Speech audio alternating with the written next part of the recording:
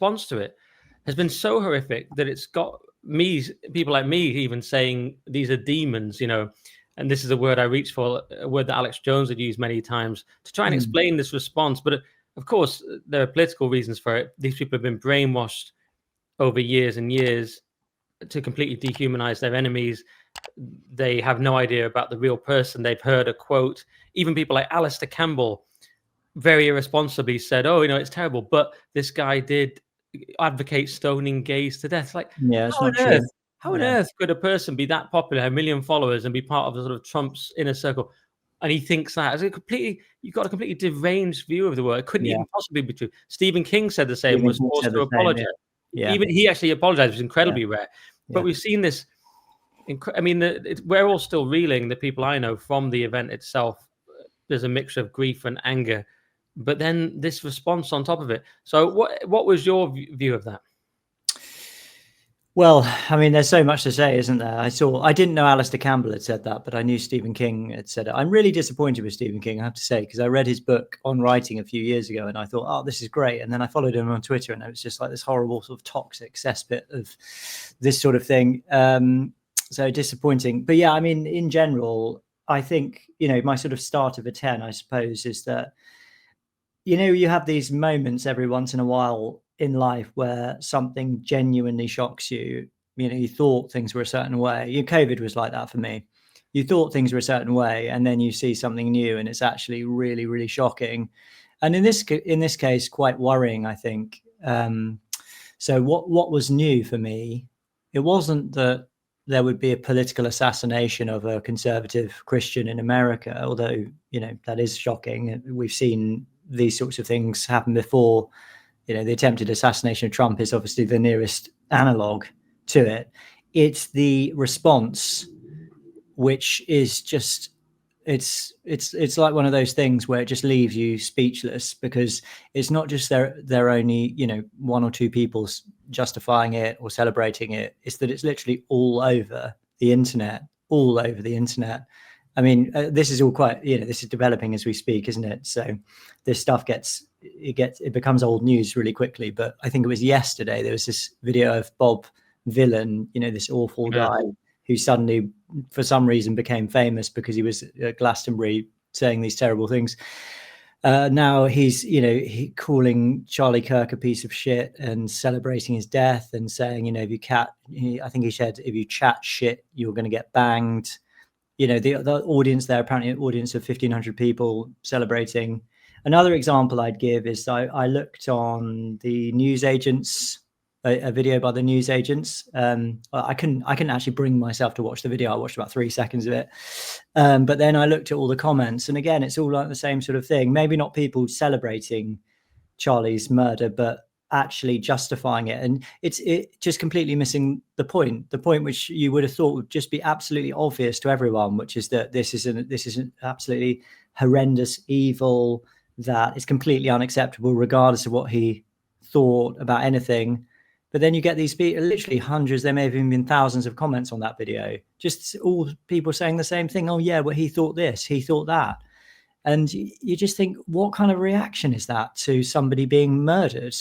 A young father of two, what kind of reaction is that to someone being murdered? It's like these people must be, they must have lost touch with their humanity in a really significant way. And another thing, it's sort of, I sort of thought this already, and I'd be interested to know what you think about this, but there have been people saying, well, it's not just coming from the left, it's also coming from the right as well. There are people who do this on the right, and for number one, I don't think it's true. Like, factually, I don't think it's true. But I suppose the further thought I had about that is that that kind of thing puts you into a kind of binary where you sort of feel like you have to defend people who are on the ostensible other side of the political spectrum to these lunatics on the progressive left. But I suppose my sort of fresh thought in this is that even accepting the frame of that debate, the terms of that debate, is not legitimate, because it's not like there's just a bunch of lunatics on the progressive left and then the equivalent on the conservative right. It's like this ideology, whatever it is, I mean, you can call it various different things. I think the best way of thinking about it in terms of clarity is to call it a kind of neo-Marxism, a particular type of woke neo-Marxism or something like that. But that's not the equivalent to something on the right. Like there's some kind of mirror image on the right over there, and both of these groups have a problem. There is a demonic, evil, ultimately violent, murderous ideology which is abroad in our society. Full stop. There's no equivalent on the other side of the political spectrum. Do you see what I'm saying? So I think it's almost like we have to reject that. I don't have to defend conservatives or people on the right or anything like that, or even Christianity. So that's ultimately what I'm promoting. I'm a vicar after all. But that's irrelevant, really. It's not relevant. So don't bring it into the conversation. What I'm doing is I'm saying that this thing over here is completely evil. And there might be lots of people who are inculcated by it, who haven't got to the point of being thoroughly corrupted by it. I'm sure that's true. But the fruit of it is this, it's violence and it's murder. And it doesn't even matter that, it's only happened a couple of times or whatever people might want to say about this. It's now created a new situation, I mean, in the US, but, to a certain extent in other countries as well, where people are going to think twice about speaking in public because they might be assassinated. So, I mean, what are we supposed to do? Are we supposed to just ignore that and say, oh, well, it's just a couple of deranged lunatics and the right does the same thing, so it doesn't matter? Do you see what I mean? I think we have to reject the whole framework that's being foisted on us here and say, this thing is evil, it has to be denounced, and there's no room for it in, a civilized society, but I don't really believe that we're a civilized society. But you know what I mean? There should just be no acceptance of it, no toleration of it whatsoever. Absolutely. So several things there. I mean, one is an attempt by people who I believe are struggling with their cognitive dissonance and with their inner shame, to not the fully demonic ones who are just lost, but the David Baddiel types who today said, as we record, said it's this guy was radicalized on far right Reddit, and it's like Reddit's not a far right platform; it's a far left platform. What, he's saying that about Charlie Kirk? No, the killer. Oh, the killer, yeah, the killer was on a Reddit kid. That's what's being provoked. Yes, but it's not 4chan. Yeah, he said the celebration of an assassination by someone the identitarian left. He admitted that part. Even as it becomes clearer that the killer was meme-soaked in the Reddit culture of the online right, only serves to clarify how very adjacent these categorizations now are. So he completely wrong. Went for a kind of horseshoe theory, because he can't just say, wow, there's a problem with the people I kind of vaguely, tacitly am on the side of. He might not be as radical as some of on the left, but a lot of radical lefties are struggling now because all the media are part of it, and anyone who shares that ideology. Our own prime minister couldn't say what a woman was. That was a capitulation to that same ideology that has this now basically a terrorist wing to it. I see them as terrorists. I don't see, and this idea that it was the far right, obviously, the fact they spent 2 days celebrating it, then they go, oh, by the way, it was you guys. No, I mean, people saying it was Groypers, of course it wasn't. This is factually incorrect. But and Nick Fuentes actually, as a Christian, immediately did a tribute to, even though he's feuded with Charlie Kirk throughout his life, he said Charlie Kirk didn't say anything nice about me, but I will say something nice about him. So he was completely different, because although his opinions would be considered far right, he still was a Christian who wouldn't believe in this. So as you say, even you can actually go as far right as you like. There isn't really this, even on the Fuentes right, even though he's like very anti-Israel and people say anti-Semitic and so on, but there still isn't a desire to hurt or kill people.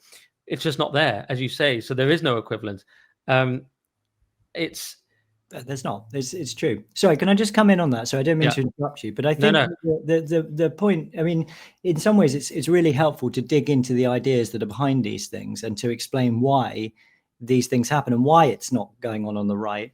It's because these are essentially, as I say, they're neo-Marxist. They're inculcated by a neo-Marxist ideology, whether they're aware of this or not, where they're basically told there are essentially two groups of people. There are good people and there are evil people, and you are part of the good group, and you are oppressed, and the bad people are oppressing you, and they've got all the power, and the only way to stop this from happening is to overthrow them. That's what it is. That's what's behind it. That's why this violence is happening. It's because they've been told that violence is the only solution. And you saw it with this Oxford University president. I don't actually know his name, but the guy who... The incoming president of the union, George, I can never pronounce the name, but it begins with an A. Yeah, exactly. Who's a diversity hire, whatever you want to call it. He got ABB. He shouldn't even be going to Oxford in the first place. But anyway, the point is that he... at an Oxford Union debate, there is footage of him saying exactly what I just said, literally exactly what I just said, but as a proponent of it. So that's why that's happening. It's not happening on the other side. Like there's nothing embedded in, well, let's put it this way. There's nothing intrinsically embedded in a conservative political philosophy that justifies violence. There's just not the equivalent to that kind of justification, which is on the radical left, which is baked into both Marxist and neo-Marxist ideology. You know, read the Communist Manifesto. It's right there all the way through it.